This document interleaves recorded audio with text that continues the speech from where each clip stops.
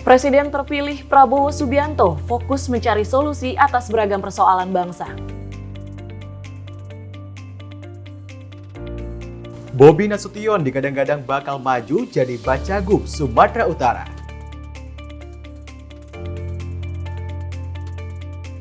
Wihara Ekayana Arama menggelar Hari Raya Waisak 2568 Buddhis Era tahun 2024.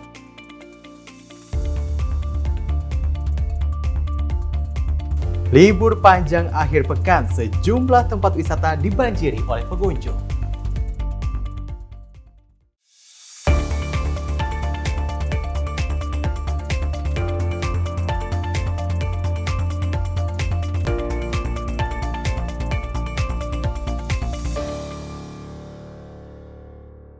Halo, selamat malam. Senang sekali kami kembali hadir untuk mengisi ruang informasi Anda di Menyapa Malam Sinpo TV bersama saya Tiara Dianti. Dan bersama saya Syem Hakung. Tadi Tiara dan juga pemirsa kita sempat menyoroti beragam isu seperti itu, salah satunya presiden terpilih yang menyatakan memang sedang fokus mencari solusi soal terkait dengan beragam persoalan yang ada di bangsa Indonesia seperti itu. Ya, apalagi masih ada cukup waktu sebelum akhirnya resmi dilantik sebagai Presiden Republik Indonesia selanjutnya.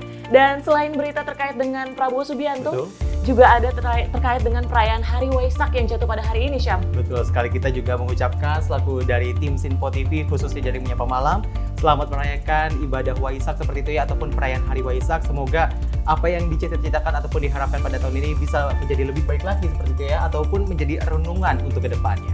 Ya, dan setelah itu juga ada terkait dengan libur panjang akhir pekan. Ini ada 4 hari berarti total ya, Syam ya? Betul sekali, kantor kita udah sepi seperti itu ya. Tapi kita tetap menemani pemirsa di Menyapa Malam Sinpo TV edisi kali ini. Dan langsung saja kita langsung mulai, inilah Menyapa Malam Sinpo TV selengkapnya.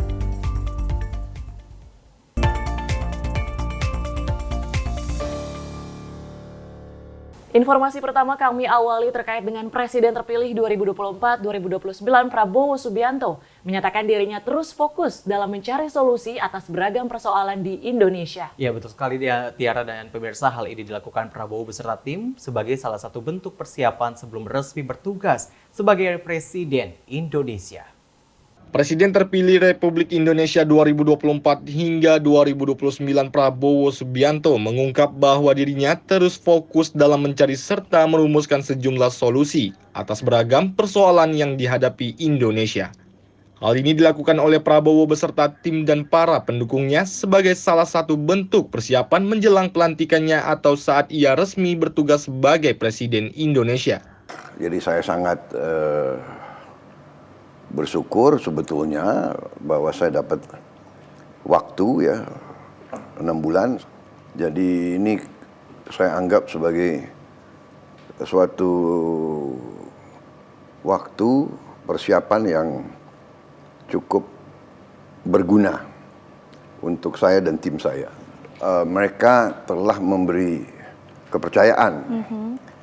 Ya tentunya sebagai insan yang bertanggung jawab, kita selalu berpikir jangan sampai saya mengecewakan mereka-mereka yang berikan kepercayaan kepada saya. Harapannya, solusi-solusi yang dipersiapkan tersebut dapat membantu menyelesaikan persoalan yang dihadapi masyarakat. Lebih lanjut, Prabowo menyadari bahwa mandat yang diberikan kepada dirinya harus dijalankan dengan penuh tanggung jawab agar bisa bermanfaat dan tidak mengecewakan orang-orang yang memberikan kepercayaan terhadap dirinya. Prabowo menambahkan menurutnya perlu banyak lagi elit Indonesia yang menunjukkan rasa cinta tanah airnya. Dari Jakarta, tim Sinpo TV melaporkan. Ya, Tiara dan memang pemirsa juga yang seperti kita ketahui bersama, memang kalau misalnya yang paling saya soroti adalah lapangan pekerjaan. Yang memang hingga saat ini banyak sekali pengangguran, bahkan kalau misalnya kemarin ada salah satu konten di sosial media TikTok, bahkan untuk membuka lowongan pekerjaan di sebuah warung seblak aja itu banjir, benar-benar sampai ratusan orang yang daftar gitu, Tiara. Ini berarti cukup apa yang menjadi perhatian kita bersama. Dan itu menjadi fokus juga bagi Presiden terpilih Prabowo Subianto beserta tim, kemudian dalam jangka waktu sebelum akhirnya resmi dilantik untuk memikirkan solusi apa yang perlu dihadirkan bagi Indonesia. Betul. Dan ini masih ada kaitannya juga dengan Prabowo Subianto. Presiden terpilih 2024-2029 Prabowo Subianto kembali menekankan bahwa program makan bergizi gratis untuk anak-anak bukan hanya bertujuan untuk meningkatkan kesehatan anak-anak, melainkan menjadi growth driver atau pendorong perekonomian Indonesia. Prabowo pun menyatakan telah melakukan uji coba program tersebut di sejumlah tempat. Presiden terpilih Republik Indonesia 2024 hingga 2029 Prabowo Subianto berbicara mengenai program makan siang gratis yang lebih tepat disebut dengan makan bergizi gratis untuk anak-anak. Hal ini dikarenakan menyesuaikan dengan jadwal anak sekolah yang masuk pagi dan pulang pada siang hari. Prabowo menekankan bahwa program makan bergizi gratis untuk anak-anak bukan hanya bertujuan untuk meningkatkan kesehatan anak-anak, melainkan menjadi growth driver atau pendorong perekonomian Indonesia. Jadi ekonomi akan tumbuh, penghasilan para petani kita akan lebih baik, saya percaya produksi akan lebih baik. Jadi ini saya kira ini growth driver ya, suatu pendorong pertumbuhan ekonomi kebangsaan yang akan sangat mendorong kemajuan kehidupan bangsa kita. Lebih lanjut, Prabowo menjelaskan bahwa terkait pelaksanaan program ini, ia telah mempelajari pengalaman dari negara lain dan telah melakukan uji coba selama beberapa bulan ini. Program ini pun dinilai akan sangat menentukan masa depan bangsa Indonesia karena banyak anak-anak yang mengalami malnutrisi. Prabowo pun mengatakan jika pada bulan Oktober nanti akan diterapkan di Indonesia, maka mungkin Indonesia bisa jadi negara ke-7 yang tengah mempersiapkan program makan gratis tersebut. Kini terdapat 76 negara telah memberikan program makan bergizi gratis untuk anak-anak di sekolah. Dari Jakarta, tim Sinpo TV melaporkan. Ya, masih berkaitan dengan makan bergizi gratis, Prabowo Subianto, Presiden terpilih, ingin mengeksekusi program pemberian makanan bergizi gratis untuk anak-anak sekolah dapat berjalan secara efisien tanpa adanya kebocoran. Ya, hal ini disampaikan Menhan Prabowo Subianto saat menjadi narasumber yang bertajuk Prabowo Subianto Bicara untuk Indonesia. Saya kira bukan organisasi yang penting, tapi yang penting adalah skemanya, sistemnya sampai terwujud, sampai ke anak itu dengan tepat, ya kan? Masalahnya ini, saya sudah lama bicara, ada fenomena yang kita sebagai anak bangsa, saya kira ya sadar semua bahwa terjadi terlalu banyak kebocoran di bangsa kita, ya kan? Pasalnya, Prabowo menilai terdapat fenomena sebagai anak bangsa bahwa sadar sering terjadi kebocoran di negara ini. Oleh karena itu, Prabowo Subianto menekankan untuk selalu upayakan agar kelak di masa kepemimpinannya tidak ada lagi kebocoran.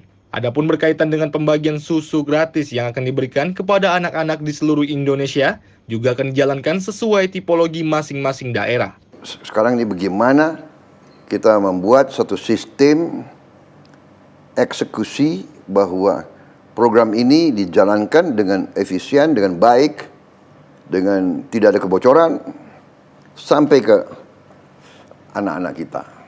Saya kira demikian. Dan apa tadi masalah susu ya?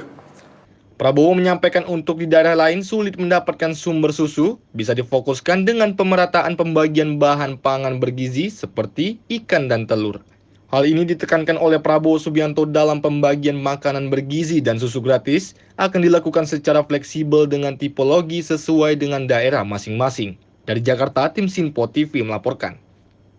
Ya, memang kalau misalnya kemarin pada saat debat yang berlangsung untuk Prabowo Subianto sendiri menyatakan memang akan ada makan siang gratis seperti itu. Tapi sekarang ini formatnya ataupun penamaannya ini diubah ya? Betul, istilahnya menjadi makan bergizi gratis. Betul. Dan ini juga diharapkan memang dapat berlangsung di pemerintahan nanti Prabowo Gibran, karena memang menurut pernyataan dari Prabowo Subianto ini sudah dilaksanakan uji coba di sejumlah tempat dan juga melakukan riset ke negara-negara yang sebelumnya sudah menerapkan hal ini. Betul sekali. Nah, ini masih ada kaitannya dengan makan bergizi gratis. Badan Kependudukan dan Keluarga Berencana Nasional atau BKKBN mengaku telah menyiapkan usulan untuk makan siang gratis yang menjadi salah satu program prioritas Presiden terpilih Prabowo Subianto. BKKBN menilai program tersebut dapat mengatasi persoalan stunting di Indonesia.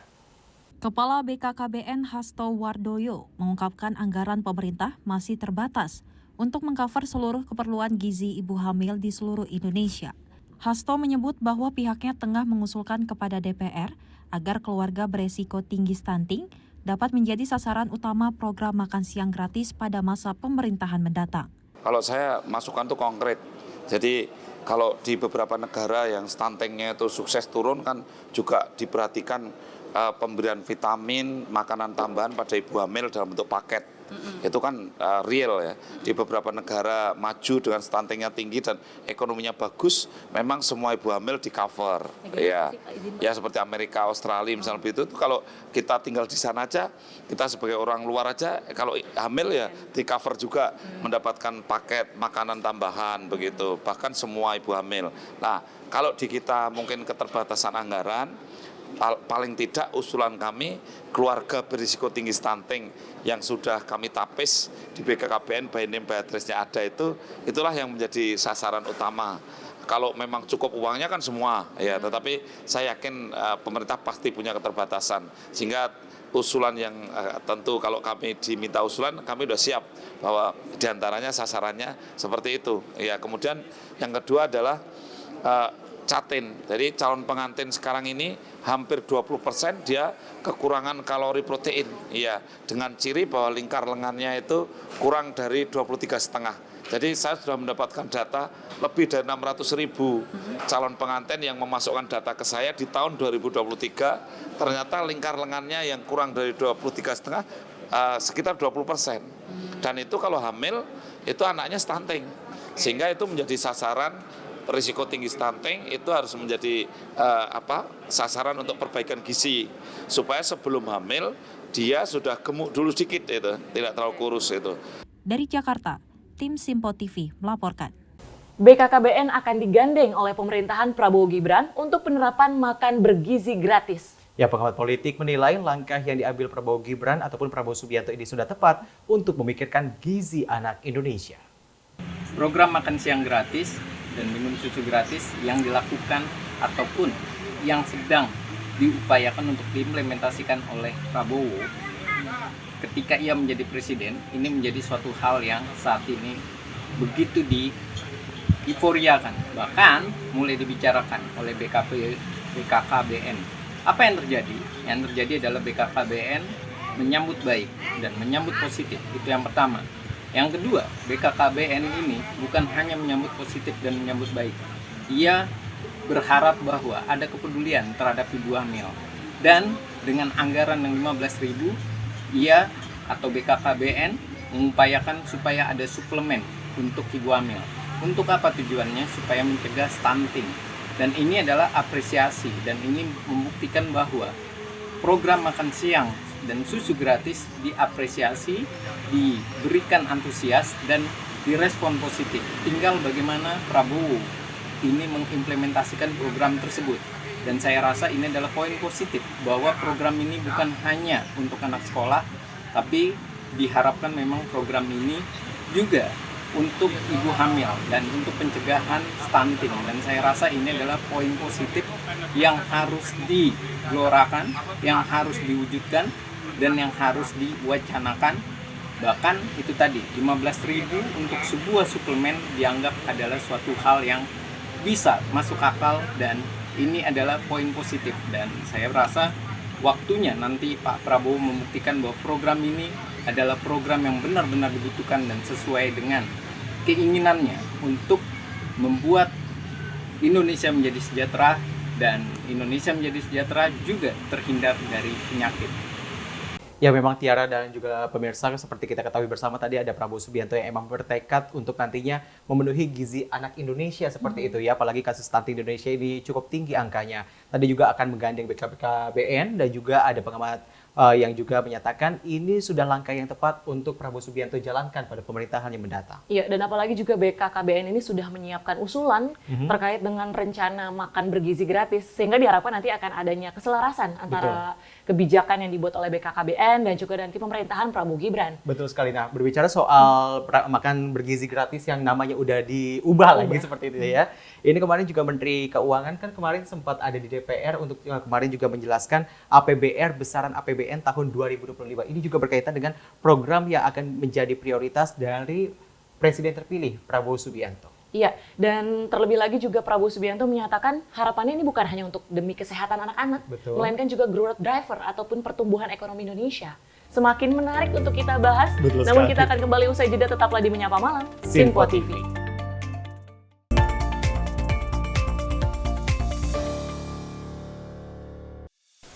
Apa kabar pemirsa? Senang sekali saya Sally Siregar dapat menjumpai Anda dalam Simpo Dunia Sepekan. Kami temani akhir pekan Anda bersama sanak saudara dan keluarga tercinta.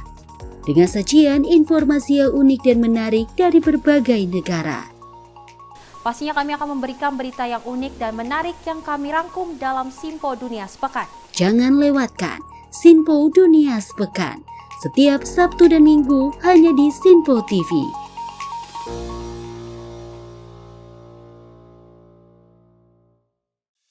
Salam jumpa pemirsa, kami kembali hadir dengan rangkaian informasi yang dihimpun dari berbagai penjuru dunia. Kami hadirkan rangkuman informasi terkini dari seluruh penjuru dunia hanya untuk Anda. Informasi paling penting dan sajian berita menarik kami sajikan hanya di Sinpo Dunia.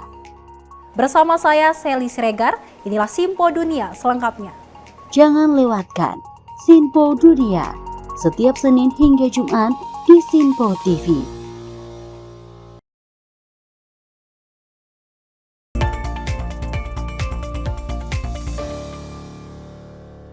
Terima kasih Anda masih bersama kami di Menyapa Malam Sinpo TV, masih bersama saya Syem Hakung dan juga rekan saya Tiara Dianti. Kita lanjutkan ke informasi di mana Presiden terpilih Prabowo Subianto bertekad untuk meringankan uang kuliah tunggal untuk perguruan tinggi negeri. Oleh karena itu, dalam kepemimpinannya yang akan datang, ia akan bekerja keras mewujudkan keinginannya itu. Hal ini disampaikan Prabowo dalam acara bertajuk Prabowo Subianto Berbicara untuk Indonesia pada Rabu 22 Mei 2024. Menurut Prabowo, Universitas Negeri Rio yang dibangun oleh uang APBN seharusnya tidak tinggi. Bahkan, Prabowo menyampaikan jika universitas dibangun oleh APBN, sudah seharusnya digratiskan. Hal ini Prabowo tekankan untuk harus dihitung dan bekerja keras dalam hal ini.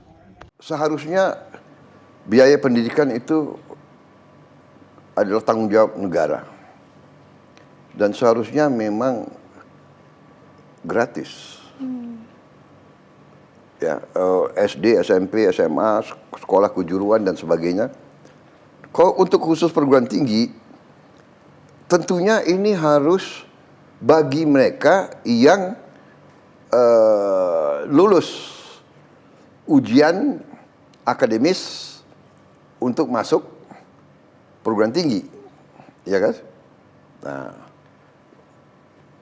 itu menurut saya harus tidak boleh ini terutama di universitas negeri yang dibangun oleh uang rakyat, uang APBN, itu tidak boleh biayanya tinggi. Menhan Prabowo pun menyoroti bagaimana sistem di dunia pendidikan berubah secara drastis pasca Orde Baru, di mana dunia pendidikan menjadi industri penganut nilai kapitalisme.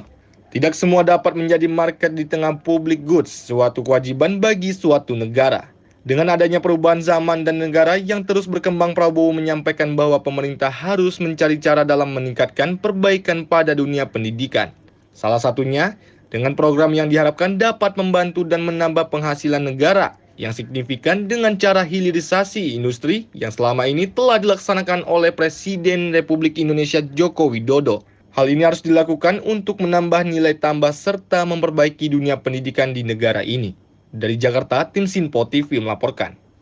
Ya pemirsa, pasca adanya polemik uang kuliah tunggal ataupun UKT yang saat ini ramai diperbincangkan, banyak yang berharap agar kebijakan tersebut bisa disesuaikan kembali. Pengamat menilai perlu adanya penyesuaian kebijakan yang lebih berfokus kepada seluruh mahasiswa. Berikut wawancara jurnalis Sinpo TV, Festi Rahmadi yang kami rekam sebelumnya. Baik pemirsa, dengan adanya fenomena mahalnya uang kuliah tunggal, tentunya menunjukkan minimnya perhatian dari pemerintah terkait dengan pengembangan pendidikan di Indonesia saat ini. Bahkan banyak sekali polemik-polemik mengenai pendidikan di Indonesia saat ini, sehingga banyak sekali untuk mahasiswa melakukan unjuk rasa. Untuk membahasnya lebih dalam telah bergabung bersama kami pengamat pendidikan, yaitu Bapak Ica Ansori. Halo Pak, apa kabar? Halo, selamat Sore, kabar baik, Mbak. Oke, Pak. Pak, sebelumnya terima kasih banyak telah berkenan untuk bergabung bersama kami dalam Sinpo TV untuk berbincang terkait dengan uang kuliah tunggal yang saat ini dinyatakan fenomena mahalnya UKT pada saat ini. Pandangan Pak Isa seperti apa, Pak? Iya, jadi gini, menurut saya tugasnya satu Mhm, dan dan salah satunya adalah mencerdaskan kehidupan bangsa. betul. Jadi amanat konstitusi ketika bangsa ini dimerdekakan itu salah satu tugasnya adalah mencerdaskan. Nah, Mhm, salah satu proses mencerdaskan itu adalah melalui pendidikan. betul. Sehingga kalau itu menjadi amanah konstitusi, diharapkan negara menyediakan Mhm, infrastruktur maupun pembiayaan untuk itu semuanya. fasilitas seperti itu Sehingga ya? tujuan mencerdaskan itu akan tercapai. Kalau bangsa yang cerdas ya, karena bangsa yang cerdas akan bisa melanjutkan keberlangsungan bangsa ini. Mhm, Problemnya kemudian tidak semua masyarakat Indonesia itu punya kemampuan mhm, untuk menjangkau mhm, pendidikan, baik itu akses infrastrukturnya maupun tentang biayanya. Nah, dalam konteks misalkan bangsa ini mau maju, ya kan, tentu pendidikan berkualitas dibutuhkan. Nah, mhm. sayangnya dengan adanya UKT ini kemudian terjadi apa yang disebut dengan liberalisasi pendidikan dan komersialisasi, sehingga kemudian ada anggapan bahwa yang kaya itu Mhm, bisa menjangkau yang miskin dilarang sekolah. Sehingga bagi betul. saya menjadi penting mengatakan bahwa komersialisasi, liberalisasi pendidikan melalui yang dibungkus dengan Mhm. uang kuliah tunggal yang kemudian membuat kawan-kawan mahasiswa menjadi kesulitan, saya kira ini termasuk pelanggaran terhadap konstitusi. Oke, Pak Ansori tadi kan Bapak, menyebutkan bahwa jika amanat konstitusi ini mengatakan untuk mencerdaskan bangsa, otomatis dari pemerintah juga harus bisa memfasilitasi salah satunya dengan pendidikan, seperti itu. Lalu bagaimana caranya agar dalam APBN ini bisa, ideal dan bisa sesuai dengan skala prioritas? Iya, menurut saya begini, konstitusi kan sudah mengamanatkan juga Mhm, 20% anggaran itu untuk pendidikan. mmm, Kemudian terlebih lagi banyak perguruan tinggi kita itu kan sudah termasuk menjadi badan hukum, ya kan, yang mereka punya kesempatan untuk menggali dana dari sumber-sumber lain selain dari mahasiswa. Nah, persoalannya kemudian apakah kawan-kawan dari perguruan tinggi itu mampu menjangkau itu? Saya kira banyak kawan-kawan dari perguruan tinggi yang juga bisa menjangkau itu. Misalkan di Universitas Erlangga, ya kan, sampai mhm, hari ini UKT tidak naik, dan kalau boleh tahu misalnya begini, sumber pendanaan itu sebagian besar dari mahasiswa, kemudian sebagian yang lain mereka mencari pendanaan, sumber-sumber dana yang dari hibah dan sebagainya. Nah, menurut saya sudah saatnya sebagai badan hukum kampus dan perguruan tinggi itu mencoba menjual sesuatu yang menjadi produknya, yang mhm. itu bisa menghasilkan sumber pendanaan dan itu bisa meringankan mahasiswa, karena ini bagian dari tugas konstitusi yang setiap pendidikan harus bisa melayani dan memberikan layanan yang baik dan bermutu. Oke, memang sudah seharusnya melakukan pelayanan yang terbaik khususnya di dunia pendidikan seperti itu ya. Pak, terkait dengan pemaparan dari Prabowo Subianto pada saat wawancara eksklusif, di salah satu bertajuk, Prabowo untuk Rakyat seperti itu ya, mengatakan bahwa sudah seharusnya ketika, khususnya universitas pendidikan tinggi, apabila dibangun oleh uang pemerintah, itu sudah seharusnya digratiskan atau harus diminimkan, diringankan seperti itu.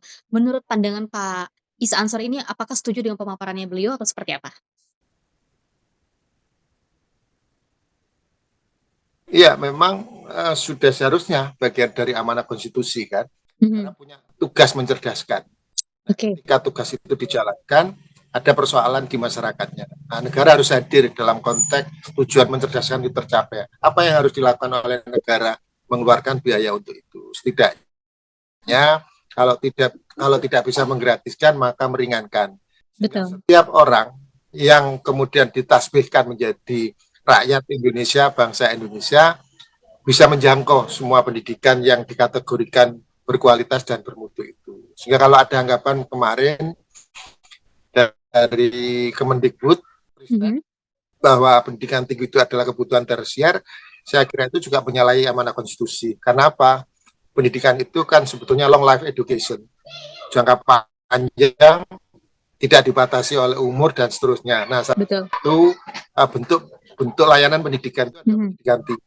Negara punya kewajiban untuk hadir di sana, melayani mereka yang punya kesulitan menjangkau pendidikan tinggi itu, sementara mereka punya niat untuk meningkatkan kualitasnya. Oke, Pak, terkait dengan hal itu apakah keputusan dari Kemendikbud ini sudah dikatakan ideal atau seperti apa, Pak?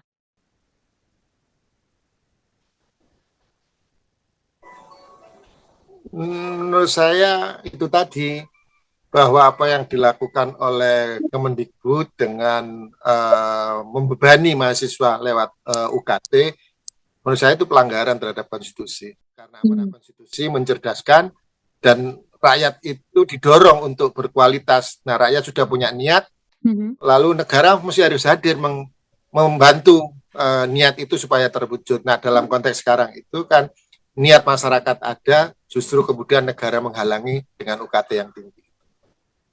Oke, Pak, lalu langkah apa sih Pak yang seharusnya dilakukan pemerintah dalam pemerataan pendidikan ini gitu Pak? Ya kan kita lihat masih banyak sekali polemik dan juga pertanyaan apa kira-kira yang menjadi akhirnya uang UKT ini harus dinaikkan seperti itu. Padahal mungkin untuk universitas negeri khususnya itu kan dibangun oleh uang pemerintah seperti itu. Sudah masuk dalam anggaran APBN. Ya, menurut saya begini, filosofi pendidikan kita yang mesti harus dirubah. Filosofi pendidikan kita itu kan base-nya bukan kemanusiaan, ya kan, bukan kebutuhan, tetapi lebih banyak untuk memenuhi kebutuhan industri, ya kan. Nah, menurut saya karena lebih banyak memenuhi kebutuhan industri, maka di sana akan ada standarisasi. Nah, standarisasi itu mahal, kan, karena base-nya adalah kepentingan orang lain. Nah, lalu kampus mencoba memenuhi itu. Nah, lalu biayanya dari mana dibebankan kepada mahasiswa? Menurut saya ini tidak fair, ya kan? Oke, itu tidak fair. Negara hadir, lembaga-lembaga industri juga hadir, kemudian mereka yang masuk di sana juga dibantu untuk memenuhi kebutuhan mereka itu. Sehingga menurut saya filosofinya harus dirubah menjadi kemanusiaan, kebutuhan, sehingga kita tahu apa sih yang dibutuhkan, kemudian industri bisa menyesuaikan di sana. Oke, baik. Pak, mungkin sekali lagi Pak, ini terakhir dari saya, singkat saja mungkin Pak, apa pesan Bapak untuk pemerintah atau untuk khususnya adalah universitas-universitas yang ada di Indonesia saat ini yang bagaimana langkah ke depannya, harapannya seperti apa Pak? Iya, menurut saya pendidikan itu memang mahal, ya kan. Tapi pendidikan itu kan hak konstitusi setiap negara. Sehingga menurut saya di balik mahalnya harga pendidikan, lalu ada keterbatasan yang menjadi hak konstitusi warga negara, maka kemudian dirumuskan sejatinya seperti apa sih pendidikan itu, kemudian berapa untuk mencapai ke sana. Nah, tentu jika ada keterbatasan dari anggaran pemerintah, maka diupayakan negara mencari sumber lain. Apalagi kemudian banyak perguruan tinggi kita kan termasuk badan hukum kan, sehingga ada upaya mereka, ada keabsahan ya, dari perguruan-perguruan tinggi itu untuk mencari sumber-sumber yang lain. Riset mereka bisa dijual, lalu mereka bisa mencari sumber-sumber lain seperti hibah atau kerjasama dan sebagainya. Nah, menurut saya itu yang kita dorong. Dengan mendorong itu kemudian akan lebih banyak lagi orang-orang yang terlibat dalam proses pendidikan, dan tentu semakin banyaknya sumber-sumber dana yang terlibat akan meringankan kawan-kawan mahasiswa, dan begitu akses pendidikan akan menjadi merata dan bisa dijangkau oleh semua.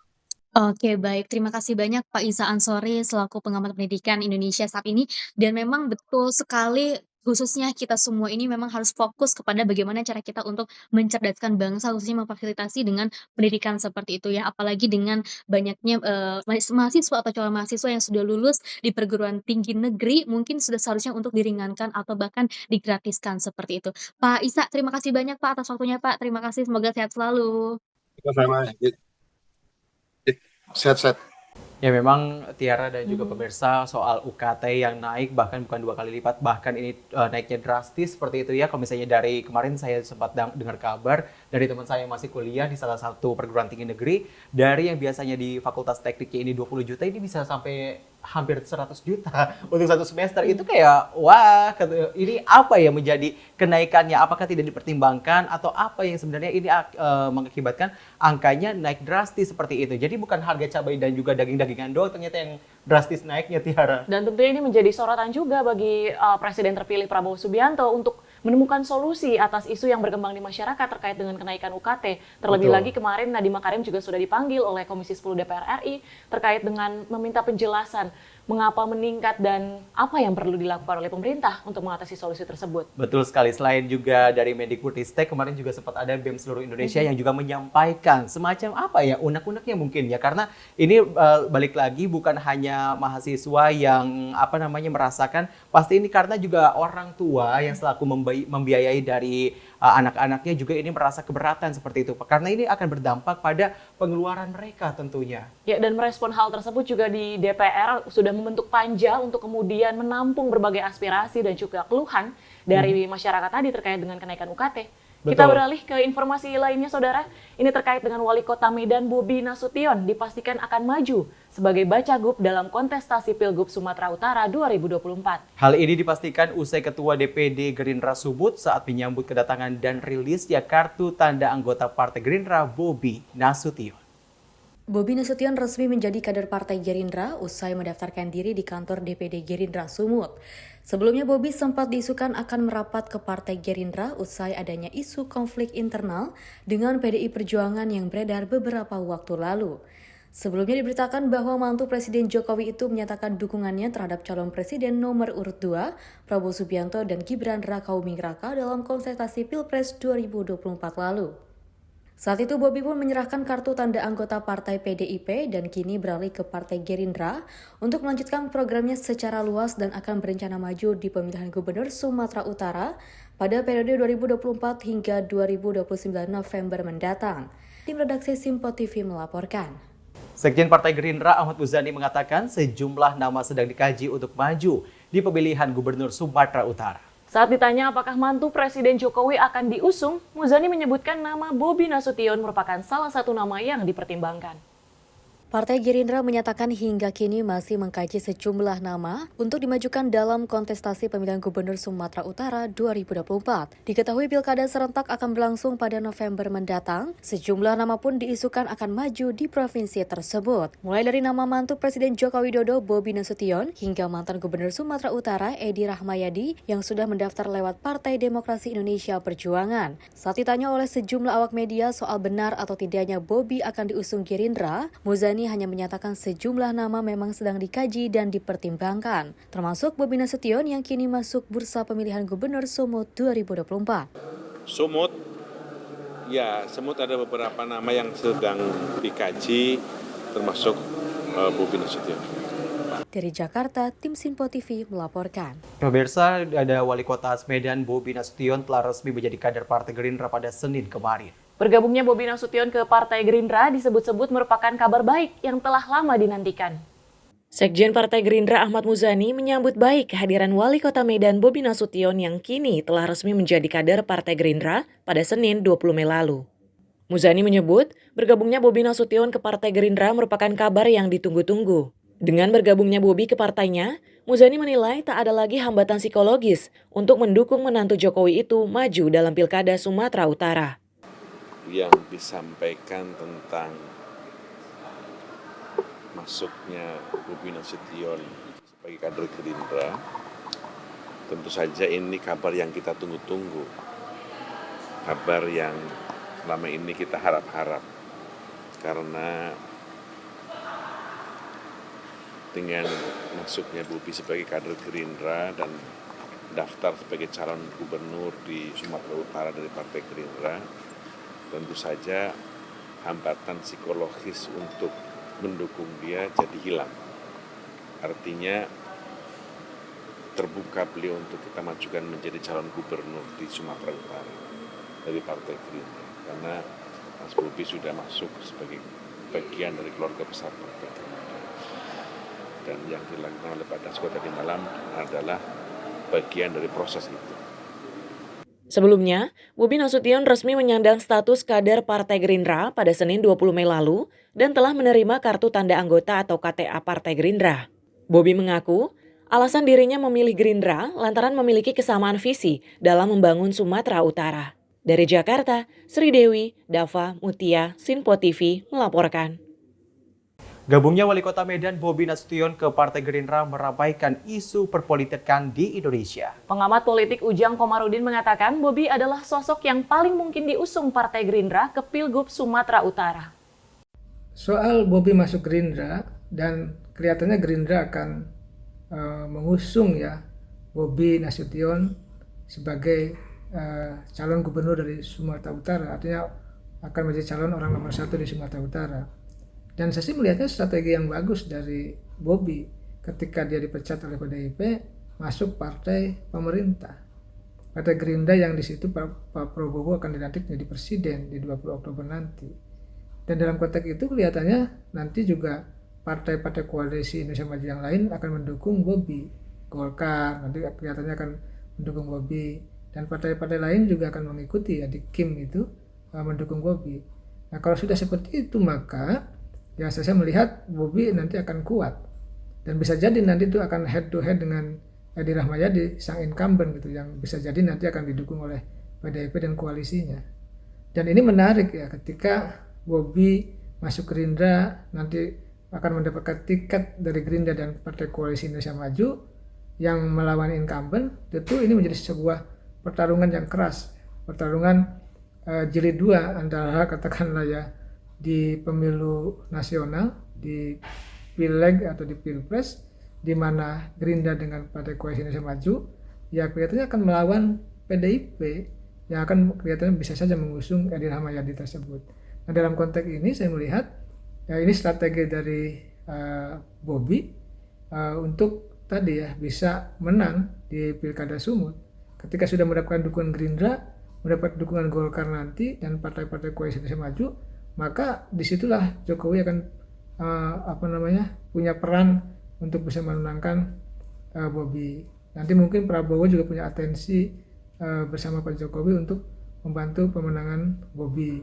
Nah, dalam konteks itu akan menjadi kuat seperti itu.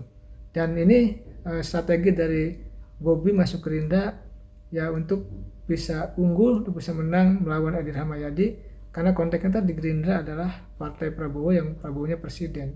Di situ tentu punya kekuatan sendiri dan dalam konteks itu pula ya maka dukungan partai lain itu akan menunggu waktu seperti saya katakan tadi KIM itu akan mendukung Bobi. Ya Tiara, kalau misalnya kita bicara soal Bobi Nasution ini memang yang menjadi radar kita bersama di media seperti itu ya. Karena kemarin sempat bersiteru, sempat bersitegang dengan partai yang sebelumnya ada Demokrasi Indonesia Perjuangan ataupun PDIP terkait dengan waktu itu pada saat kampanye Capres kayak gitu ya. Ini Bobi Nasution melakukan goyangan bersama dengan Kahiyang istrinya. Ini dalam tanda petik ini goyang gemoy untuk mendukung Prabowo Subianto dan juga Gibran Rakabuming Raka. Dan akhirnya kartu tanda anggota Bobi diserahkan kembali ke PDIP. Ya, dan sebelumnya juga sempat diisukan akan bergabung ke Partai Golkar, tapi sekarang kita sudah menemui titik jelasnya ya, resmi bergabung sebagai anggota dari Partai Gerindra karena dinilai memiliki visi misi yang sama gitu dari Bobi Nasution dan juga Partai Gerindra. Nah, kalau misalnya berbicara soal Partai Gerindra sendiri, kemarin dari Ahmad Muzani juga menyampaikan ini jadi sudah tidak ada lagi alasan ataupun ini alasan psikologis tentunya untuk mengusung nama Bobi Nasution di perpolitikan Sumatera Utara. Karena kalau kemarin sebenarnya ini Bobi kader partai siapa sih kayak gitu kan. Tapi balik lagi kalau misalnya dari Habibur Rahman yang mengatakan untuk nantinya dimajukan di Pilgub Sumatera Utara harus diperkenankan ataupun harus mendapatkan restu dari Ketua Umum Partai Gerindra Prabowo Subianto. Dan pernyataan yang menarik juga disampaikan oleh Sekjen Gerindra bahwa kehadiran dari Bobi Nasution ini menjadi hal yang sangat dinantikan. Dinantikan dalam hal apa nih Cam? Apakah pilkada? Nah mungkin itu salah satunya ya, kita tunggu bersama karena untuk kontestasi pilkada kita masih menantikan nanti ada proses nantinya pendaftaran seperti itu, nanti ada kampanye juga dan nanti akan berlangsung pencoblosannya pada bulan November mendatang. Dan beragam informasi lainnya masih akan kami hadirkan sesaat lagi, pastikan Anda bersama kami di Menyapa Malam Sinpo TV.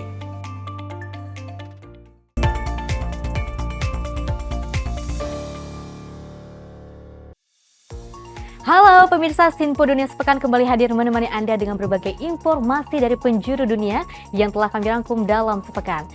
Kami temani akhir pekan Anda bersama sanak saudara dan keluarga tercinta. Dengan sajian informasi yang unik dan menarik dari berbagai negara. Bersama saya Festi Rahmadi, ini dia informasinya untuk Anda. Jangan lewatkan Sinpo Dunia Sepekan setiap Sabtu dan Minggu hanya di Sinpo TV.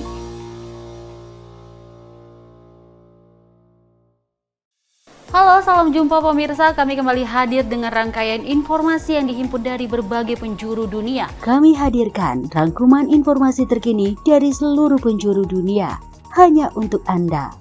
Informasi paling penting dan sajian berita menarik kami sajikan hanya di Sinpo Dunia.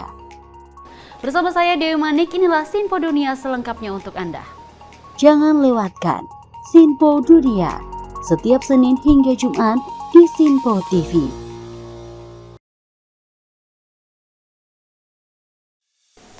Salam jumpa pemirsa, Anda menyaksikan Sinpo Sepekan bersama saya Syam Hakung. Beragam informasi selama sepekan kami sajikan untuk Anda. Rangkuman berita yang menjadi sorotan media massa siap menemani akhir pekan Anda bersama keluarga tercinta. Bersama saya Syam Hakung, kita jelang informasi selengkapnya untuk Anda. Kami hadirkan Sinpo Sepekan setiap minggu pukul 6 pagi hanya di Sinpo TV.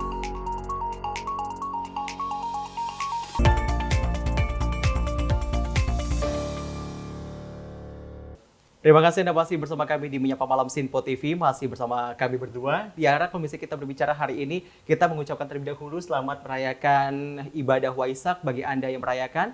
Ini ada informasi Wihara Ekayana Arama menggelar Hari Raya Waisak 2568 Buddhist Era tahun 2024 dengan mengangkat tema keharmonisan merupakan pedoman hidup berdampingan dalam berbangsa. Dalam acara tersebut dihadiri langsung oleh ribuan umat Buddha yang melaksanakan ibadah di Wihara Ekayana Arama, Jakarta Pusat. Ribuan umat Buddha beribadah di Wihara Ekayana Arama pada perayaan Waisak 2568 Buddhist Era atau 2024. Acara Waisak diawali dengan Pindapata pada pukul 8 waktu Indonesia Barat. Melalui Pindapata ini, umat Buddha berkesempatan memberikan persembahan kepada para biksu dan biksuni sebagai salah satu kebajikan di hari Waisak. Perayaan ini dihadiri oleh 45 biksu dan biksuni dari anggota Sangha Agung. Tidak hanya itu, ribuan umat Buddha dari berbagai kalangan pun turut menghadiri perayaan Waisak 2568 Buddhist Era atau 2024. Dari Jakarta, Fahrizal, Dapa Sinpo TV melaporkan. Ya, dalam rangka memperingati Hari Perayaan Waisak 2568 Buddhist Era tahun 2024, ribuan umat Buddha ibadah di Wihara Ekayana Arama, Jakarta Pusat. Sebanyak 45 biksu dan biskuni dari anggota Sangha Agung pun dihadirkan untuk memimpin perayaan Waisak 2024. Berikut laporan jurnalis Sinpo TV Muhammad Fahrizal berikut ini. Ya baik pemirsa, benar sekali, yaitu bertepatan pada hari Kamis pada tanggal 23 Mei 2024 di mana ini memperingati Hari Perayaan Waisak 2568 Buddhist Era atau 2024. Dan di tempat saya melaporkan yaitu di Wihara Ekayana Arama Jakarta Pusat di mana ini sejumlah umat Buddha begitu antusias mengikuti perayaan menyambut perayaan Waisak 2568 Buddhist Era ataupun bisa dikatakan 2024 di mana ini di Buddhis maksud kami di mana ini di Wihara Ekayana Arama ini sendiri mengangkat tema yaitu keharmonisan merupakan pedoman hidup untuk dalam berkehidupan berbangsa dan juga diikuti oleh sejumlah umat muda sekitar mencapai ada sejumlah umat yaitu ada 8.000 umat Buddha yang mengikuti perayaan Waisak 2568 Buddhist Era ataupun perayaan Waisak 2024. Dan memang di mana tadi pada pembukaan yaitu ada Pindapata. Kegiatan ini memang diawali dengan pembukaan pada pukul 8 pagi di mana ini sejumlah umat Buddha ini akan memberikan 4 bahan pokok kepada biksu ataupun biksuni. Dan juga setelah dari Pindapata ini pada pukul 9 pagi hingga setengah 12 siang begitu, di mana ini dilakukan dengan kegiatan puji bakti. Dan di dalam perayaan Waisak 2024 di Wihara Ekayana Arama ini sendiri dihadiri oleh 45 biksu maupun biksuni.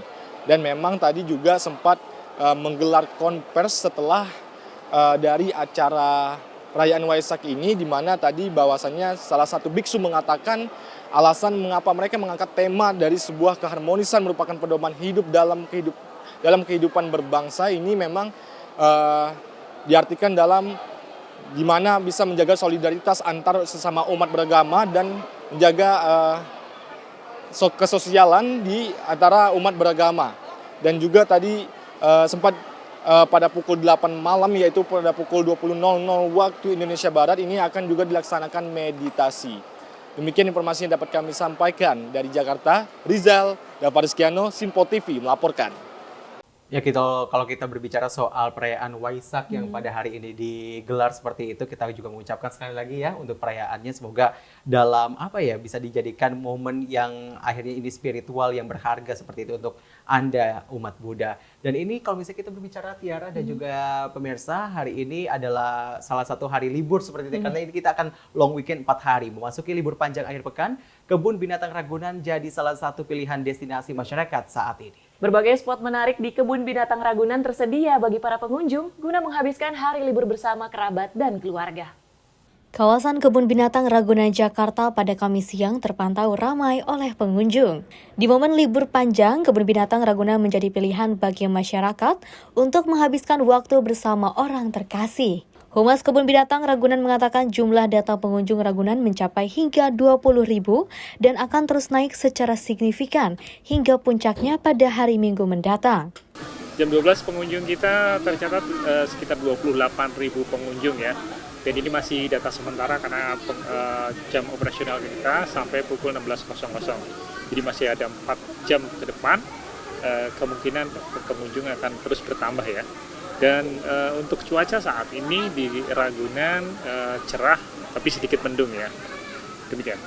Kalau angka pengunjung itu dibanding minggu tanpa weekend ini gimana Pak? Tanpa weekend minggu biasa ya? Kemungkinan sih akan berbeda ya. Ini lebih banyak dibandingkan minggu normal ya. Karena kayak sebelumnya itu ada long weekend juga. Libur kenaikan Isa Al-Masih itu pengunjung kita tercatat 35.000 ya. Jadi kalau normally pengunjung di weekend di kisaran 20 sampai 30.000. Nah, ini artinya ada sedikit peningkatan dibandingkan kondisi normal gitu. Dari Jakarta, Tim Liputan Sinpo TV melaporkan. Pengelola Kebun Binatang Ragunan mengimbau masyarakat yang hendak berkunjung untuk dapat memperhatikan beberapa hal saat berada di lokasi. Hal itu diungkapkan guna meningkatkan pelayanan Kebun Binatang Ragunan bagi masyarakat di masa libur panjang ini. Momen libur panjang akhir pekan dimanfaatkan warga untuk berlibur ke Kebun Binatang Ragunan, Jakarta. Puluhan ribu pengunjung memadati tempat wisata tersebut. Berdasarkan pantauan Tim Liputan Sinpo TV, para pengunjung datang bersama keluarga, kerabat, dan orang terkasihnya. Meskipun begitu, pihak Humas Kebun Binatang Ragunan Wahyudi Bambang mengimbau masyarakat agar selalu menjaga barang bawaan serta anak mereka agar tetap dalam pengawasan.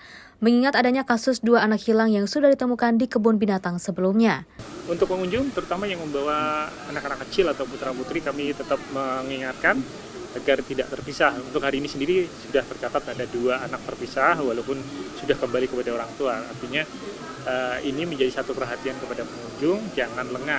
Karena ini kondisi keramaian, bisa jadi anak-anak terbawa oleh pengunjung lain atau keasikan orang tua yang sedang bermain gadget nih. Saya ingatkan jangan asik sendiri main gadget. Anak-anak perhatikan biar tidak terpisah. Kebun Binatang Ragunan pun menyiapkan area parkir yang luas bagi para pengunjung yang membawa kendaraan pribadi guna meminimalisir kepadatan kendaraan yang hendak menuju lokasi wisata tersebut. Selain itu juga kita persiapkan titik-titik parkir supaya di kondisi keramaian ini kendaraan bisa tertampung dalam volume yang cukup banyak. Kita siapkan kurang lebih ada 10 titik parkir yang ada di dalam areal, dan untuk hari ini titik parkir yang kita siapkan sudah terpakai ya, untuk menghindari penumpukan kendaraan di pintu-pintu masuk. Dari Jakarta, Max Azizul, Sinpo TV melaporkan. Dari Ragunan kita beralih ke daerah Jakarta Utara, ada kawasan wisata Taman Impian Jaya Ancol yang dipadati banyak pengunjung pada hari libur Waisak. Rata-rata pengunjung datang bersama keluarga untuk menikmati momen libur panjang akhir pekan. Libur Hari Raya Waisak, kawasan Taman Impian Jaya Ancol, Jakarta Utara dipadati wisatawan untuk berlibur bersama keluarga. Para pengunjung berdalih, biaya yang murah untuk bisa masuk ke Ancol menjadikan mereka memilih Ancol sebagai tempat berlibur. Pihak Corporate Communication Taman Impian Jaya Ancol, Aryadi Eko mengatakan, pada libur Hari Waisak dan Long Weekend ini, kawasan Ancol hari pertama sudah dipadati sekitar 25.000 pengunjung dari berbagai wilayah. Dirinya mengimbau kepada para pengunjung yang ingin berwisata liburan ke Ancol bisa membeli tiket secara online melalui website Ancol. Ya, jadi di hari ini Kamis 23 Mei ya 2024, pengunjung ke Ancol per jam 11 siang ini sudah kurang lebih 25.000 orang. Memang kalau kita melihat angka ini, jumlah ini sedikit di atas dari rata-rata pengunjung di Sabtu dan Minggu biasa. Ramainya pengunjung juga nampak terlihat di Pantai Ancol yang kebanyakan datang bersama keluarga. Pantai Ancol sudah diramaikan pengunjung dari berbagai latar belakang usia, mulai dari orang tua, anak-anak, bahkan lansia, dapat menikmati suasana dengan menggelar tikar di tepi pantai dan membawa bekal makanan. Kawasan Pantai Ancol juga menjadi salah satu wisata favorit bagi pengunjung khususnya keluarga. Pihak Pantai Ancol juga menyediakan fasilitas bagi para pengunjung seperti perahu, banana boat, dan masih banyak lagi. Dari Jakarta, Tim Liputan Sinpo TV melaporkan. Kawasan wisata Pantai Ancol, Jakarta menjadi tempat favorit bagi para pengunjung untuk menghabiskan waktu akhir pekan mereka. Tercatat sebanyak 25.000 pengunjung memadati Ancol dengan alasan tiket masuk yang terbilang murah. Kak dari Kerawang. Ibu Tika dari Kerawang, kenapa sih memilih alasan libur long weekend memperingati Hari Waisak ini untuk liburan ke Pantai Ancol? Yang pertama sebenarnya karena deket dari Kerawang ya. Terus kebetulan Ancol tuh nggak terlalu, masih bisa kita jangkau lah range harganya gitu. Terus ketemu banyak-banyak orang juga, jadi ya seru aja gitu. Terus dari Kerawang ke sini tuh datang dari jam berapa gitu? Tadi kita tuh berangkat kayaknya jam 8-an deh, ya kan ya? Jam 8-an. Kenapa sih memilih konsepnya? Saya tertarik dengan tendanya. Kenapa memilih konsep untuk liburan menggunakan tenda dibandingin masyarakat lain hanya menggunakan tikar biasa tanpa ada penutup tenda atau pelindungnya? Iya ya, sebenarnya sih kalau kita sih keluarganya suka istilahnya camping ya. Jadi punya tenda sih sebenarnya. Tenda camping punya, tenda pantai punya gitu. Jadi pilihannya kalau nggak camping yang pantai. Jadi kalau untuk ke pantai pasti bawa tenda biar nggak terlalu panas gitu, adem. Enak kalau pakai tenda tuh adem banget. Berarti Mbak sendiri liburan ke sini tuh bersama keluarga ya? Yes, benar. Siapa? Sama-sama. Dengan Bapak Rintoni Saragih dari Depok. Depok Bapak. Iya. Hari ini kan memperingati Hari Waisak dan long weekend panjang nih. Benar. Kenapa sih alasan memilih libur gitu di liburan hari ini untuk ke daerah Ancol? Iya, karena kita bisa menikmati pantai di Ancol, bisa membuat acara singkat di Ancol, yaitu acara kebaktian sektor Emmaus GKPS Depok gitu. Terus alasan Bapak sama keluarga ke sini atau sama rekan-rekan dari mana Pak? Iya, ini kami dari kumpulan gereja dari sektor Emmaus GKPS Depok untuk mengadakan acara ibadah singkat di Ancol gitu. Terus ada Bapak tadi datang bersama teman-teman rekan dari gereja itu dari pukul berapa dan akan kemana lagi setelah dari Pantai ini? Kami tadi tiba di lokasi sekitar pukul 7-an dan acara kami akan berakhir pada pukul 1 dan setelah pukul 1 nanti akan ada acara bebas masing-masing. Dea dari Cibinong. Dari Cibinong. Ibu Dea, kenapa sih alasan memilih libur panjang ini ke Pantai Ancol? Karena jarak terdekat ya dari Bogor ke sini, udah gitu relatif terjangkau, terus murah meriah, terus ngajak ini teman-teman juga ke Jakarta, kalian wisata. Datang dari pukul berapa ke sini? Jam 11 siang tadi Mbak sampai. Baru sampai ya. Iya. Terus dari rumah ke sini naik apa Mbak? Kereta. Naik kereta. Berarti dari kereta ke sini lagi naik itu ya bis yang disediakan oleh pihak Ancol. Iya, Warawiri. Iya. Terus juga abis dari sini Mbak itu mau kemana sih? Niatnya mau ke wisata Kota Tua. Oh, Kota Tua ya. Kulineran malam. Ya gimana Tiara? Udah memikirkan besok mau kemana atau masih kerja? Kerja aja. Tadi kita udah melihat keseruan ya dari misalnya di Ragunan dan juga di Ancol. Tapi ini yang harus diwaspadai karena di Ragunan tadi kita ada informasinya bahwa memang Humas Ragunan menyatakan ada sempat anak hilang seperti itu. Ini karena terlalu asik mungkin antara teman-temannya atau dengan kerabat lainnya sampai tidak mengawasi buah hati mereka seperti itu. Ya, tentu itu harus menjadi salah satu perhatian Betul. bagi kita untuk yang pada saat untuk datang ke tempat-tempat wisata juga harus memperhatikan barang bawaan, kemudian juga keluarga seperti itu. Betul, apalagi kalau misalnya dari Ragunan kami mendapatkan informasi tadi hingga siang tadi itu ada sebanyak 20.000 pengunjung. Kalau misalnya dari Ancol ada 25.000 pengunjung dan ini diperkirakan akan meningkat signifikan angkanya pada hari Minggu nanti. Iya, Ragunan kemudian Ancol ini masih menjadi spot yang menarik, menjadi daya tarik tersendiri bagi masyarakat untuk kemudian menghabiskan waktu bersama kerabat, keluarga, orang tersayang ya untuk Betul menikmati sekali. libur panjang ini.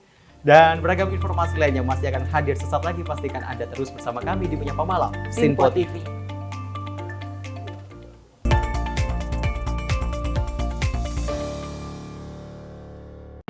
Menyapa Anda sebelum memulai hari dengan penuh semangat pagi.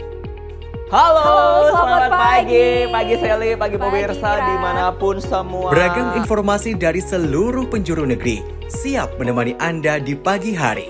Kami hadirkan beragam informasi terkini yang terjadi dari dalam dan luar negeri, tentunya dengan nuansa masa kini. Wow, Sally, bener kan? Aku bilang tadi bahwa kekalahan adalah kemenangan yang tertunda. Oke, tetap tebarkan semangat dan juga terbitkan keceriaan. Sebarkan cinta terbaik Anda untuk orang di samping Anda. Saya Wira Ananta. Dan saya Festi Rahmadi. Kami pamit undur diri. Selamat pagi. Dan sampai jumpa. Sampai jumpa. Pastikan Anda bersemangat di pagi hari bersama kami dalam program Menyapa Pagi, Senin hingga Jumat pukul 6 pagi hanya di Sinpo TV.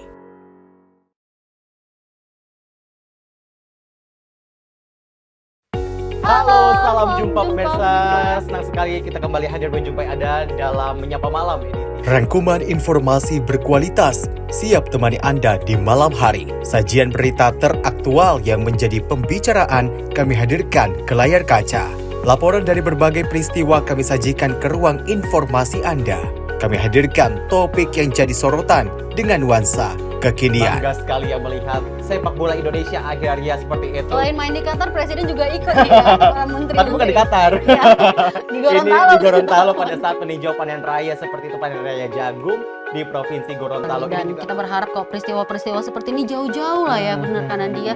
Karena mengerikan curanmor, terus kayak kejadian seperti tadi yang nggak kita duga, nggak kita sangka, yang kita jauh-jauhkan nih bisa saja menimpa gitu. Dan kita tetap harus berhati-hati pemirsa. Saya Andi Rezaldi. Saya Chef Hakung. Terima kasih sudah menonton. Selamat malam dan sampai jumpa.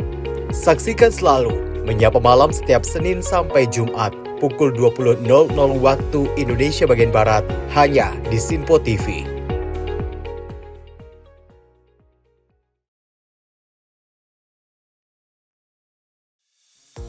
Halo pemirsa, apa kabar? Sinpo Dunia sepekan hadir memberikan update terkini peristiwa unik dan menarik. Kami temani akhir pekan Anda bersama sanak saudara dan keluarga tercinta.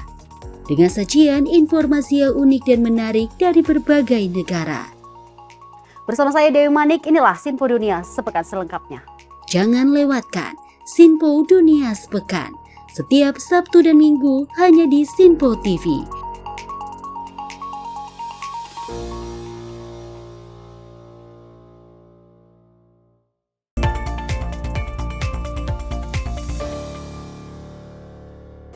Terima kasih pemirsa masih di Menyapa Malam Sinpo TV. Informasi kami lanjutkan terkait dengan pelaku pembegalan terhadap chassis Bintara Polri, Satrio Mukti, yang terjadi di wilayah Kebonjeruk, Jakarta Barat beberapa waktu lalu berhasil ditangkap oleh Polda Metro Jaya. Salah satu pelaku pembegalan tewas setelah diberikan tindakan tegas terukur lantaran melawan saat diamankan polisi.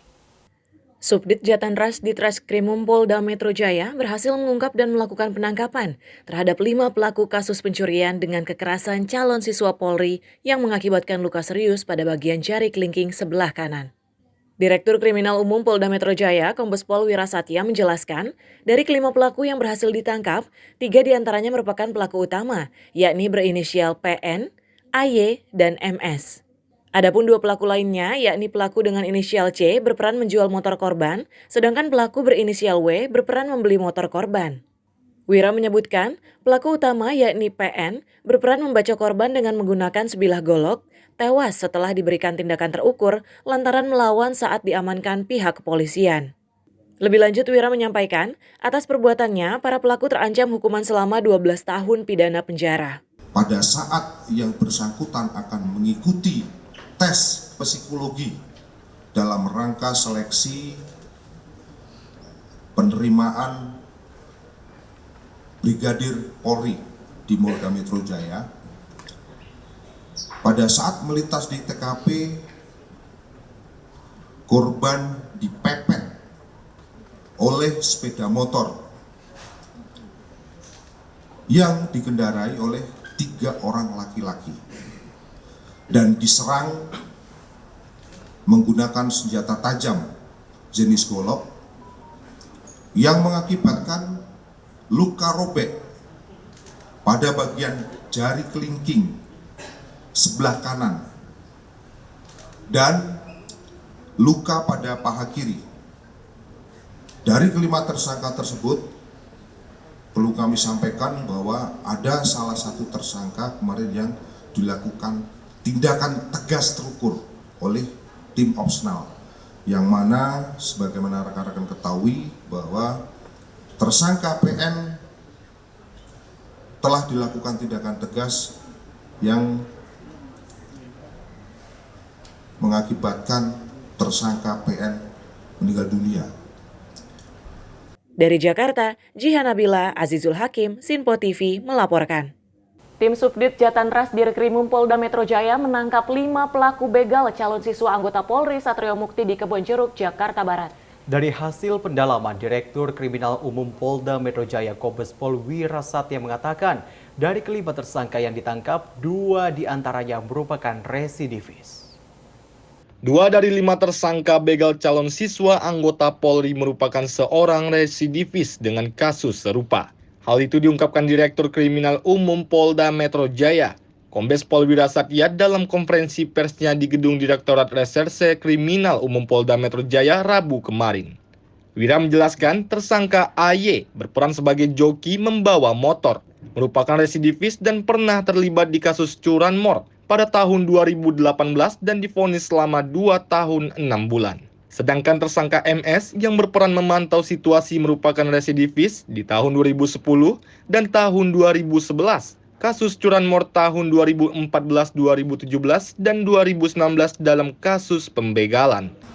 Yang mana setelah kami lakukan penelusuran dan pendalaman terhadap tersangka AY, kami temukan bahwa tersangka AY ini adalah merupakan seorang residivis yang mana dari hasil pendalaman bahwa pada tahun 2018 pernah terlibat dengan kasus curanmor dan yang bersangkutan divonis 2 tahun 6 bulan. Kemudian yang kedua, pada tahun 2022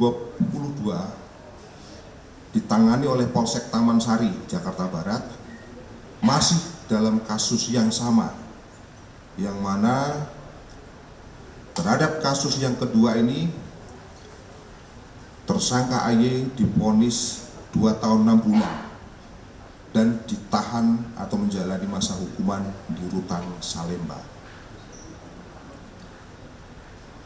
Kemudian tersangka yang ketiga adalah saudara MS ataupun Conde alias MS.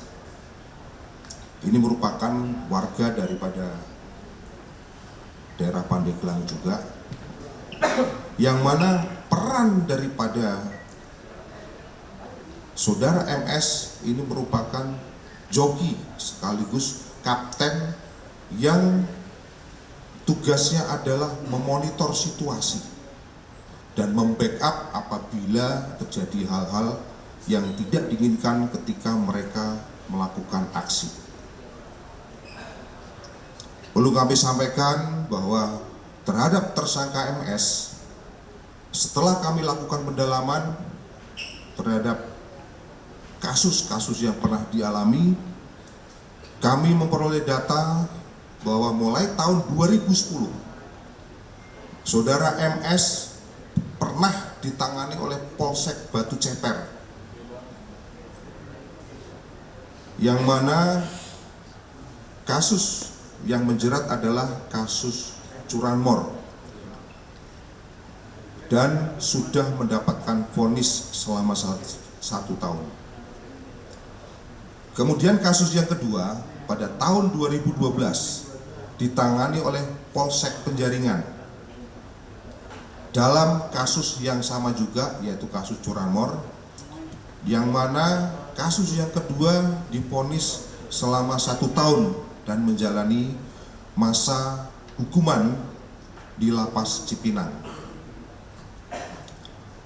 Kemudian kasus yang ketiga tahun 2014 ditangani oleh Polsek Nagelesari, yang mana perkara yang melibatkan saudara MS yaitu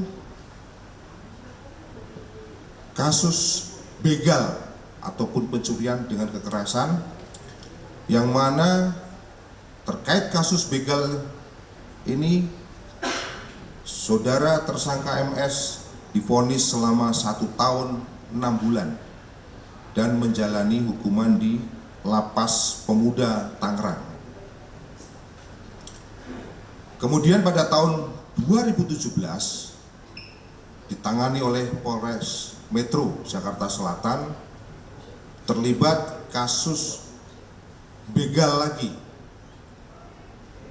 yang mana terhadap kasus yang keempat mendapatkan vonis selama 2 tahun 6 bulan dan menjalani hubungan di LP Cipinang. Kemudian kasus yang kelima tahun 2019 ditangani oleh Polsek Pademangan dalam perkara yang sama, yaitu kasus begal, dan sudah mendapatkan vonis selama 2 tahun dan menjalani masa hukuman di Lapas Cipinang. Dari Jakarta, Jihan Nabila, Azizullah Hakim, Sinpo TV melaporkan. Ya, Tiara dan pemirsa, ini juga kita menyayangkan sekali ya aksi pembegalan dan akhirnya ditangkap seperti itu. Karena kemarin ini akhirnya dari chassis seperti itu ini mengalami disabilitas, tapi ada satu namanya apresiasi dari Kepolisian Republik Indonesia, jadi langsung diangkat sebagai kepolisian dari bagian kepolisian, tapi dalam kategori disabilitas. Iya, dan untuk tersangka pun sudah ditangkap, ada total 5 dan sepertinya terstruktur seperti itu karena satu sisi 1 orang ini sebagai eksekutor, betul, kemudian 2 lainnya sebagai yang mengawasi lingkungan ataupun membututi si korban, 1 lagi sebagai penjual dari hasil barang curian, dan 1 lagi sebagai penadah seperti itu. Jadi terlihat sekali terstruktur untuk aksi begal ini, Syam. Betul sekali. Kita masih ada informasi, Tiara, di mana pelaku tawuran antar geng di Cimanggis, Depok diamankan pihak kepolisian. Penangkapan para pelaku berdasarkan rekaman CCTV di sekitar lokasi.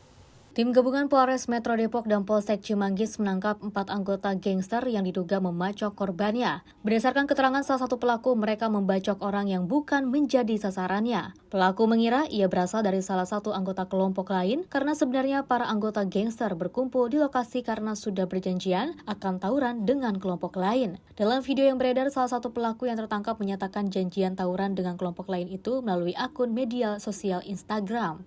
Kini kasus gangster seorang remaja Depok hingga luka parah itu masih didalami oleh Polres Metro Depok. Dari Jakarta, tim redaksi Sinpo TV melaporkan. Ya pemirsa, sebuah video memperlihatkan curanmor sekaligus 3 unit motor di perumahan Orchid Green Park, Pasir Putih, Sawangan, Depok. Setelah viral di media sosial, polisi mengecek tempat kejadian perkara. Dari video yang beredar di media sosial pada Rabu 22 Mei 2024, tampak pria itu memiliki postur badan kempal. Ia mengenakan kaos merah serta memakai masker buff. Tampak ia membuka pagar rumah dan langsung mengambil kunci dari dalam tas. Ia mencoba membobol motor lalu sempat keluar dari pagar untuk melihat situasi. Tampak ia membuka pagar rumah dan langsung mengambil kunci dari dalam tas. Ia pun sempat memindahkan helm yang terletak di spion motor. Ia kemudian memakai topi olahraga milik korban yang disangkut di spion. Kemudian pelaku membawa motor itu dengan cara menggotong keluar dari rumah tersebut. Dari Jakarta, tim redaksi Sinpo TV melaporkan. Dari Jawa Barat kita beralih ke Jawa Timur. Seorang emak-emak di Porong Sidoarjo, Jawa Timur menjadi korban jambret pada Jumat pekan lalu. Aksi pelaku jambret ke emak-emak itu pun sempat terekam kamera CCTV. Pelaku jambret Sidoarjo semakin nekat dan brutal. Aksi penjambretan kalung emas menimpa korban emak-emak di Desa Jowet Konongan, Kecamatan Potong. Pelaku jambret sempat mengacungkan celurit dan mengancam korbannya. Akibat kejadian tersebut, korban yang berusia 43 tahun itu mengalami trauma. Kalung emas yang digunakan seberat 15 gram raib digondol oleh jambret. Aksi yang terekam kamera CCTV itu merekam seorang emak-emak sedang menyapu halaman rumahnya. Tak berselang lama, tampak dua orang laki-laki mengendarai sepeda motor berboncengan dan berhenti di depan rumahnya. Keduanya pun turun dari kendaraan dan menghampiri korban sambil mengacungkan celurit ke arahnya. Korban dipaksa melepaskan kalung yang dipakainya. Usai mendapatkan barang incarannya, pelaku langsung kabur membawa harta berharga korban. Dari Jakarta, tim redaksi Sinpo TV melaporkan. Ya, memang aksi yang dilakukan tadi di paruh segmen ini ngeri-ngeri seperti itu ya. Mulai dari ada pembegalan, ada juga pelaku tawuran, ada juga pencurian, dan juga tadi terakhir jambret seperti itu ya, Tiara. Kita berharap semoga juga kepolisian cepat menangkap pelaku-pelaku yang memang bertindak semena-mena seperti itu ya. Ya, dan terlebih lagi tadi untuk yang tawuran juga ternyata korban salah sasaran, bukan anggota yang tadinya mereka sudah janjian untuk melakukan aksi tawuran seperti itu. Betul sekali, ini apalagi bisa bubar tawurannya karena ini ada warga yang akhirnya bisa membubarkan itu. Bisa dikatakan ya karena warganya balik lagi karena ada sesuatu kekuatan dari warga seperti itu.